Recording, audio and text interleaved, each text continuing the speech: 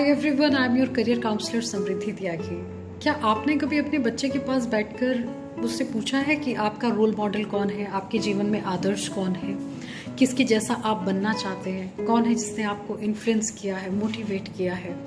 अगर नहीं तो ये लॉकडाउन बहुत ही सही समय है। आप अपने बच्चे के पास बैठें और उससे ये पूछें कि क्या उसके जीवन में कोई आदर्श है, कोई रोल मॉडल है।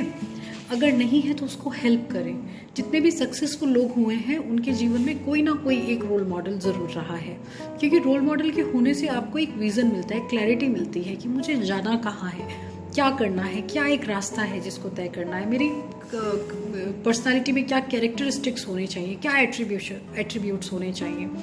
तो इस तरह से आपके बच्चे को एक स्ट्रॉन्ग कैरेक्टर बनाने में, लाइफ में सक्सेसफुल होने में बहुत ज़्यादा मोटिवेशन मिलती है।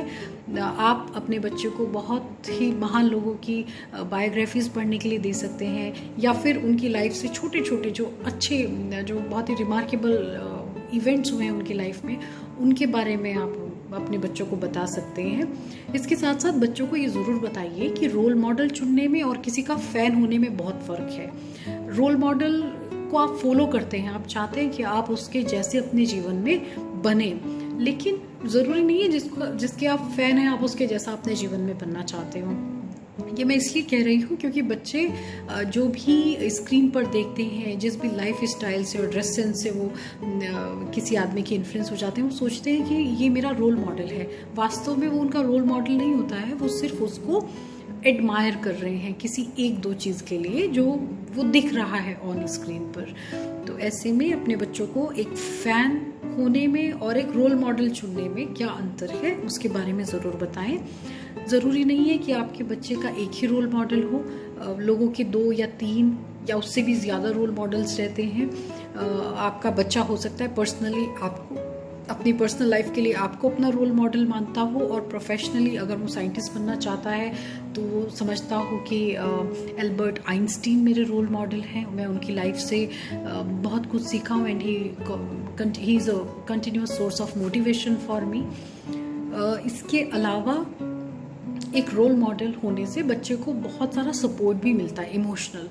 आपका टीनेजर बच्चा हो सकता है बहुत सारे फेलियर्स से, बहुत क्रिटिसिज्म से, या फिर बहुत अच्छे फ्रेंड्स ना होने के कारण कई बार अपने आप अंदर ही अंदर कॉन्फ्लिक्ट में रहता है। कई बार बच्चे इनकॉन्फिडेंट रहते हैं अपनी लुक्स को लेकर, अपनी कैपेबिलिटीज़ को लेकर। तो ऐसे में अगर उनको कहीं से भी कुछ एक whenever they feel let down, they can feel motivated by the role model। उनको ये लगता है कि अगर ये व्यक्ति अपने जीवन में इतनी परेशानियों से उभरकर ये सब कुछ अचीव कर पाया है तो मैं क्यों नहीं कर सकता हूँ। परेशानियाँ जीवन का एक हिस्सा हैं। दूसरी बात, he strongly believes in hard work and determination, the power of hard work and determination. वो जान जाता है कि हार्ड वर्क और डिटर्मिनेशन के बल पर आप जो चाहें वो प्राप्त कर सकते हैं। तो you see, having a role model is a very important thing.